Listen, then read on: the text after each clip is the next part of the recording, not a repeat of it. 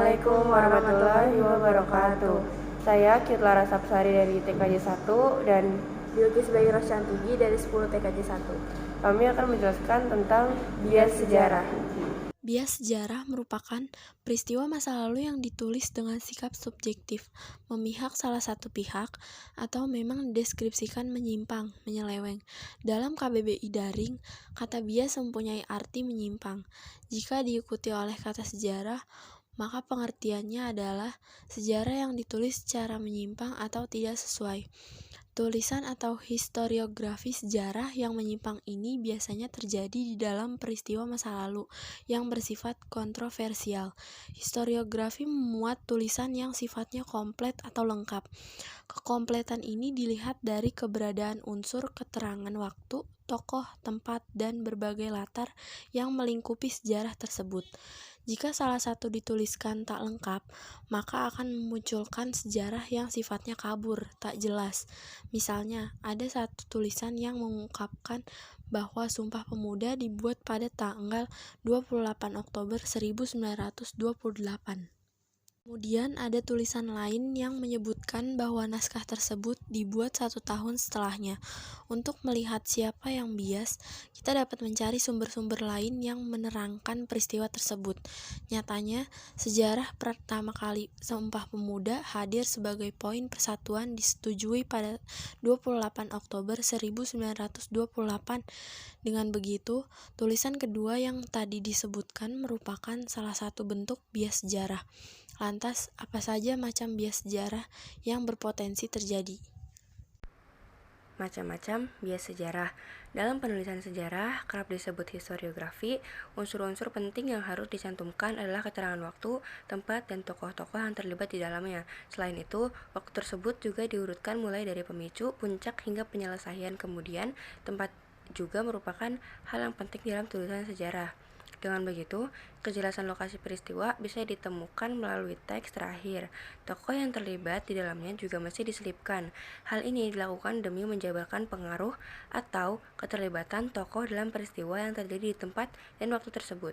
Untuk macam-macam bias sejarah, terdapat 3 poin penting di atas. Pertama, penyelewengan bisa saja terjadi pada keterangan waktu. Kedua, bisa juga terjadi pada penjabaran lokasi.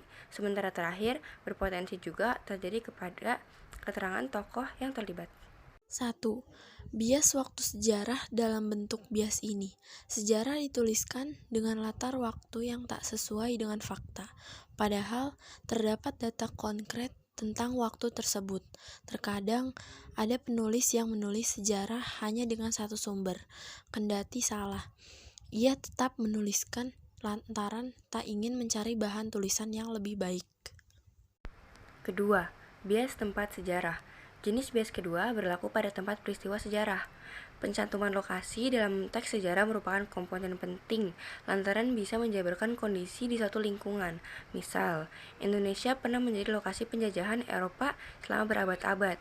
Dengan begitu, jelas bahwa lokasi kejadiannya adalah Sabang sampai Merauke. 3. Bias tokoh sejarah selain 2 bias di atas. Sejarah yang melibatkan tokoh-tokoh tertentu juga berpotensi dibiaskan. Sebut saja ketika ada kelompok yang mencoba memberontak dari sebuah negara berdaulat. Suatu hari di masa depan, ada yang menulis bahwa pemberontakan tersebut terjadi lantaran ulah negara. Padahal, mereka yang memberontak sudah diberikan fasilitas yang baik di masa lalu. Dengan begitu, tokoh-tokoh ini mengalami bias karakter karena diubah sesuai sudut pandang. Yang terakhir, ada cara menghindari bias sejarah. Berdasarkan catatan Hensiswani 2017, dalam situs program studi pendidikan sejarah UPI, bias sejarah yang ditulis berdasarkan unsur subjektif tidak diperbolehkan.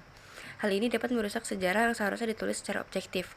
Untuk menghindari terjadinya bias sejarah, seorang penulis harus mengadakan analisis terhadap sumber-sumber yang ditemukan, bukan hanya mengacu pada satu sumber, tapi juga melihat keterangan dari sumber lain. Setelah menemukan berbagai macam sumber yang bisa dijadikan tulisan, harus dipilah dahulu. Pemilahan ini diadakan demi mengeliminasi sumber-sumber yang dirasa tak sesuai.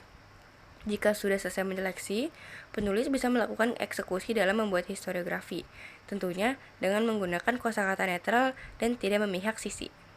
Sekian dan terima kasih telah menyimak penjelasan bias sejarah dari kami.